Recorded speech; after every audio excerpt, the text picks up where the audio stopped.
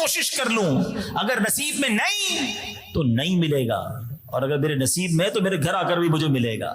ہم بس دوڑ میں لگ گئے، پیچھے لگ گئے، یار اس کی دکان چمک گئی، میری کیوں نہیں چمک رہی؟ ارے اللہ دے رہا ہے اسے، تم کیوں اس کی ریس کر رہے ہو؟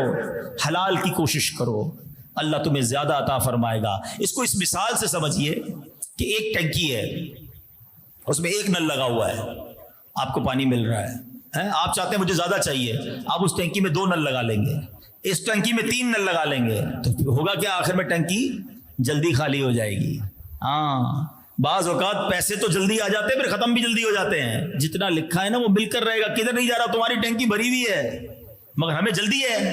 اور بعض اوقات اسی پیسے کو جو حلال نصیب میں لکھا ہوتا ہے ہم حرام طریقے سے کما رہے ہوتے ہیں۔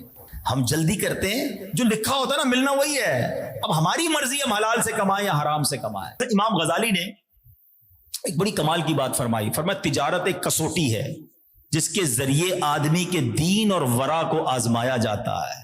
ہاں، یہ تجارت کرنا بڑی اچھی بات ہے، کاروبار کرنا بڑی اچھی بات ہے، جائز ہے، لیکن اس کے ذریعے انسان کو چیک کیا جاتا ہے۔ پیسہ سامنے آئے گا، اب آپ کا امتحان ہے کہ حرام ہے تو نہیں لینا ہے، تاکہ میری آخرت برباد نہ ہو جائے۔ تو اے میرے پیارے اسلامی بھائیوں، آج ہم نے یہ بات سیکھی ہے کہ خرید و فروخت میں، لین دین میں احتیاط بہت ضروری ہے۔ بعض اوقات ایک کھجور، ایک تنکا، وہ ہمارے لیے قیامت کے دن وبال بن سکتا ہے۔ اور اگر سچ کاروبار کریں، سچا کام کریں، سبحان اللہ، حدیث پاک سنو، میرے آقا فرماتے ہیں التاجر الصدوق الامین وعن نبیین وصدیقین وشہداء۔ آقا فرماتے سچا اور امانت دار تاجر روز قیامت انبیاء کرام، صدیقین اور شہداء کے ساتھ ہوگا۔ اے سچے تاجروں تمہیں مبارک ہو۔ میں نے کسی مفتی کی فضیلت نہیں سنائی، میں نے کسی جناب عالم دین کی، حافظ قرآن کی فضیلت نہیں سنائی، بزنس مین کی فضیلت سنائی ہے۔ بس سچائی ہونی چاہیے، امانت داری ہونی چاہیے، انشاءاللہ قیامت کے دن انبیاء، صدیقین اور شہداء کا ساتھ ہوگا۔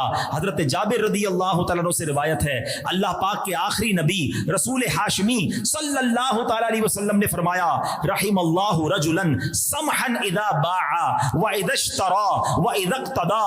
اللہ کے حبیب فرماتے ہیں اللہ پاک اس شخص پر رحمتیں کرے جو نرم ہو جب بیچے اور خریدے اور جب تقاضا کرے۔ سبحان اللہ۔ اب بیچنے میں نرمی کیا ہے کہ گاہک کو کم یا خراب چیز بیچنے کی کوشش نہ کرے کہ جناب جو بھی ہے اس کو ٹکا دو، جتنا بھی اس کو بتاؤ اللہ کی قسم بڑی اچھی پروڈکٹ ہے، بے شک وہ گھر جا کے رو رہا ہو۔ نہیں، نرمی یہ ہے کہ جناب چیز میں خامی ہے اسے بتا دیں کہ اس میں یہ پرابلم ہے، اس کا رنگ کچا ہے، اس کی پروڈکٹ پر جناب اتنی اچھی نہیں ہے، پھر بھی آپ کو لینی ہے تو آپ لے لیں، تو یہ نرمی ہے۔ آقا فرماتے ہیں خریدنے میں نرمی یہ ہے کہ قیمت کھری ادا کرے، ٹائم پر پیمنٹ کرے۔ بعض اوقات کیا ہوتا ہے، عجب معاملہ ہے، اپنا مال بیچ رہا ہے، خوب تعریفیں، سبحان اللہ، ماشاء اللہ۔ آپ کو پتا ہے اپنا مال بیچتے وقت ذکر اللہ کرنا بھی منع ہے۔ حالانکہ ذکر تو اللہ کا ذکر ہے نا، لیکن تھان کھولتے وقت سبحان اللہ، ماشاء اللہ، بہت زبردست مال ہے، سبحان اللہ، ابھی ذکر کا ٹائم نہیں ہے۔ اپنے مال کی بیجا تعریف نہ کرے اور دوسرے کا مال خریدے تو اس کی بیجا برائی نہ کرے۔ جب کسی کا مال خریدے ہوں گے، ارے تو گھٹیا ہے، 2 نمبر کا ہے، اس کا تو کوئی چیز اچھی نہیں ہے، یار آپ کو خریدنا خاموشی سے خرید لو نا، اس کے مال کی برائی کیوں بیان کر رہے ہو؟ تو فرمایا جب خریدے تو اس کی برائی نہ کرے، کھری قیمت دے، ٹائم پر پیمنٹ کرے۔ اور پھر فرمایا تقاضے میں نرمی کیا ہے؟